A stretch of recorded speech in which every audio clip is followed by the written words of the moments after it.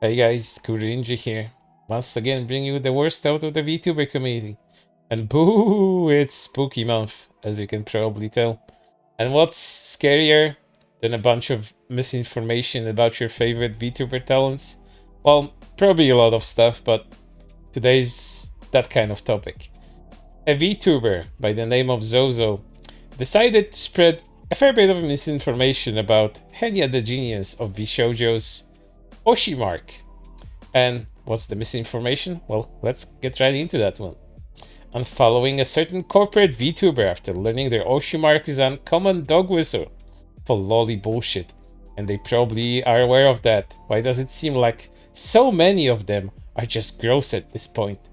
And they immediately get a very smart answer from a different VTuber. Because they know they can get away with it. And people are still afraid of chasing after corporations because of anti-union bullshit from the 1800s. Can you DM me their names so I can cross-reference if I'm following them? And if I am, block them. And if I am not, block them, please. And you may be wondering what the misinformation actually is. Well, it's this. They are referencing this particular tweet by a very weird furry artist that found out that finding out why so many lolicons have the tofu on fire in their name has been one of the worst discoveries I've made, linking to a Sora news article. However, flambé tofu isn't a traditional Japanese dish, and the symbol actually represents something entirely different. It's a drawing of a tulip-shaped nafuda, or a name badge, like the ones commonly worn by Japanese preschoolers with a white space in to write the child's name. But this is not what it is about. This is not what this particular emoji or emoticon, rather. This is not what this particular symbol represents for Henya the Genius. What does it represent for Henya? Well, let's hear that from Henya herself. 推しマークで、推しマークはね、こちらの、トーフォンファイヤーとなっております。My 推しマーク is a トーフォンファイヤー。はい、燃えてる豆腐の絵文字となっておりますので、こちらね、ぜひよかったら Twitter とかに使ってね、推しマークにしてください。It's a tofu on fire. I love it. I have no idea, but I love it. はい、ということで、トーフォンファイヤーでよろしくお願いします。That's what it's used for. And that's how she sees it. But yeah, this is what this VTuber thinks it is. It's a weird lolicon, dog whistle, and everyone's using it not to get into trouble so that other lolicons may spot them, because they're doing very, very bad things behind the scenes. And then she continues. Since it blew up and I'm trying to not get a bunch of them flooding my page, here's the mark in question. Why? Thank you to Sexy Gay Vampire for bringing it to my attention. And then she's been asked to share who it is. Don't be shy. Please share. I'm not out here to look like I'm chasing clout with dramas, and I'm gonna do names publicly, but I'll DM. Who? Well, you're not gonna be chasing clout. Yet, you denounce your departure from following Henya the Genius like it's the freaking airport, and your flight is departing. God damn. You're not doing things for clout, yet you go to a public space, social media, and decide to tell everybody that you're leaving something. God damn. You people are very weird like that. And then it continues. Then they decide to spread more information. I see you clearly don't get why sexualizing something meant to be a child is a problem, but your hard drive would get you a felony conviction. Of course, they go to Google and think that lolicon is illegal in the United States specifically, even though you can buy lolicon stuff at things like Barnes and Noble. There are plenty of companies like Faku, registered in the United States, that share and sell lolicon and shoricon material. You can go to conventions all around the United States and buy books at these conventions that are lolicon and shoracon material. And this is simply not true, and they always like to fall back on good old Google without doing any further research into this. But then it continues. Of course, the fucking VTuber uses Google as a proof without having the balls to look further into it. Oh look, the DOJ article.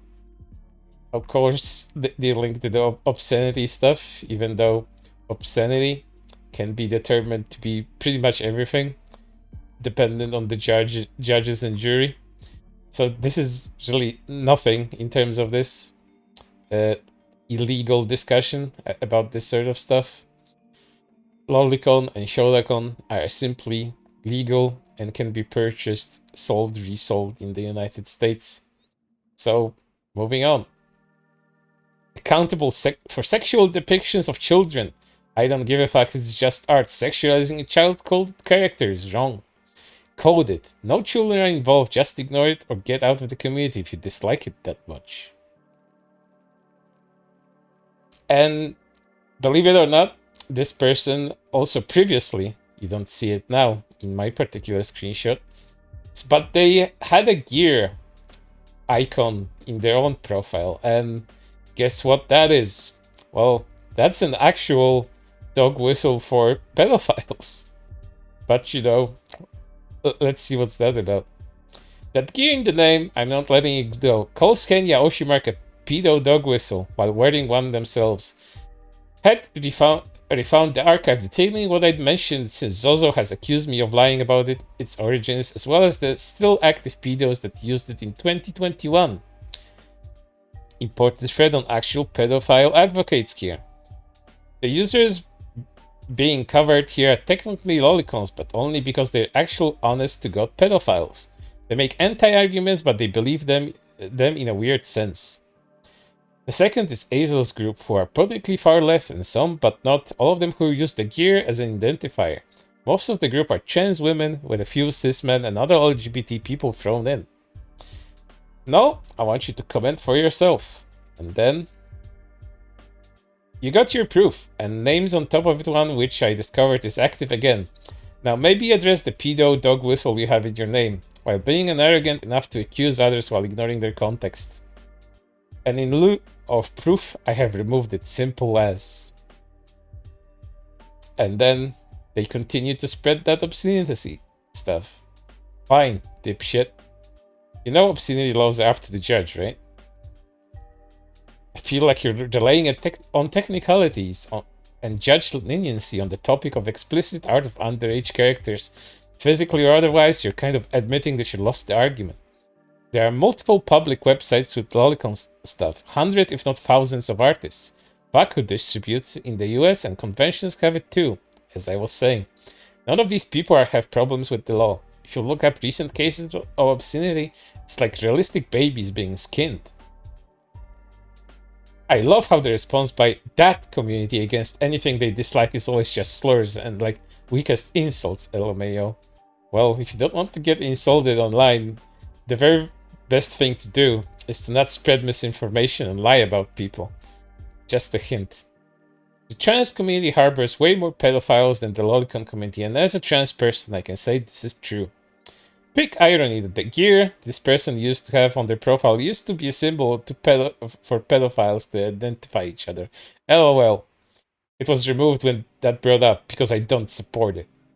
Yet you like to spread misinformation about something, and you didn't look very hard enough to make sure you don't have a dog whistle on your own profile, but who knows? Maybe that gear was intentional, but I'm not making any accusations unlike this person is. So you're just dumb. Imagine complaining about dog whistles while not being aware your mark is a dog whistle for pedo rings. More like I don't go out of my way to find those people. We don't either.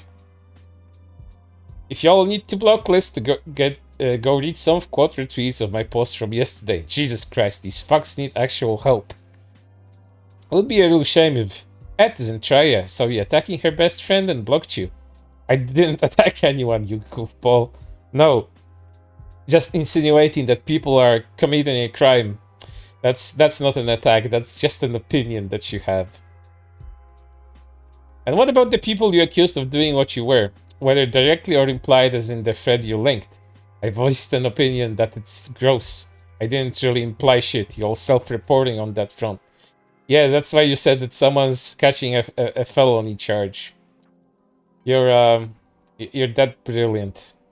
And yet, not the first time someone does things like that, and not the first time either that someone has been found with something suspect in their own profile. That's just the nature of Twitter and hypocrisy on this platform. But for right now, that's everything, and I hope to see you on the next one. Stay spooky.